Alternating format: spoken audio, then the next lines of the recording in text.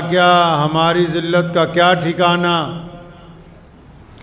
گناہ تو پھر گناہ ٹھہرے، عبادتیں بھی مجرمانہ۔ وہ کوئی درگاہ ہو یا مسجد جہاں از رہے عبادت، نیاز مندی ہو ماں سوا کے تو اس سے بہتر شراب خانہ۔ عروج سے باہرور نہ ہوگی کبھی حیات منافقانہ، عروج سے باہرور نہ ہوگی کبھی حیات منافقانہ۔ زباں پہ اسلام کا وظیفہ مگر خیالات کافرانہ۔ منافقوں کے متعلق قرآن پاک میں باقاعدہ ایک سورت نازل کر دی گئی۔ نبی اکرم صلی اللہ علیہ وسلم نے جب پوری کائنات کی فلاح و بہبود کے لیے، جب دبی ہوئی انسانیت کو ایک مقام عطا کرنے کے لیے، جب بیٹی کو عزت دینے کے لیے، جب انسانوں میں سے اونچ نیچ کو ختم کرنے کے لیے، جب مساوات کے پیغام کو عام کرنے کے لیے، جب کالے اور گورے کو ایک صف میں کھڑے کرنے کے لیے، جب امیر اور غریب کو برابری کا درجہ دینے کی بات کی، تو جہاں پوری کائنات میں بے انتہا لوگ خوش ہوئے،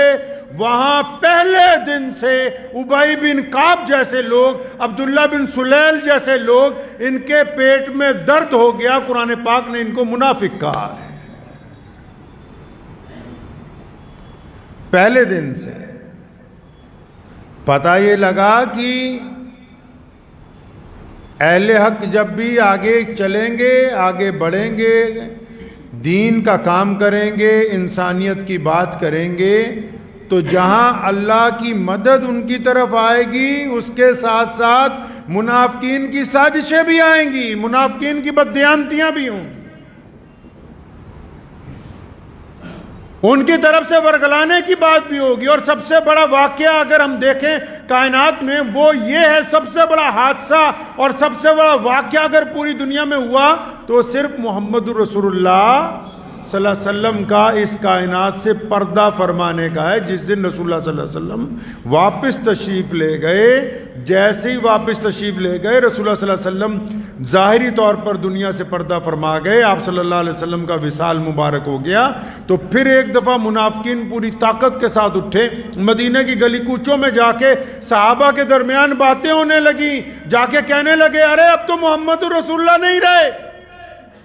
اب نماز کی کیا ضرورت ہے، اب دین کی کیا ضرورت ہے۔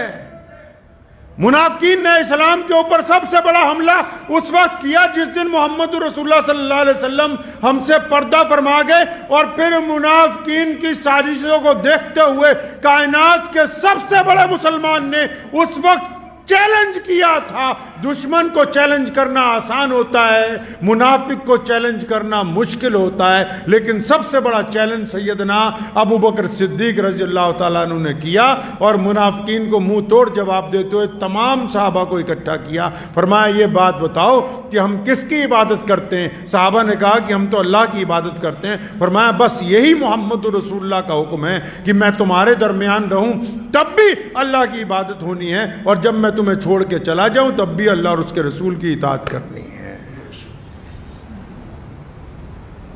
حدیث پاک میں آتا ہے نا، منافق کی 3-4 خصلتیں بیان کی گئی ہیں۔ پہلی، منافق جھوٹ بولتا ہے۔ اب ہم اپنا آپ بھی دیکھ سکتے ہیں،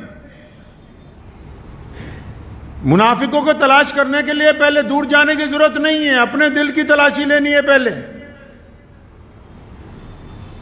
پہلے ہمیں اپنے دل کی تلاشی لینی ہے، اندر تسلی ہو جائے کہ یہاں تو نہیں وہ چھپا ہوا۔ تنقید غیر حال پہ کرنے سے پیشتر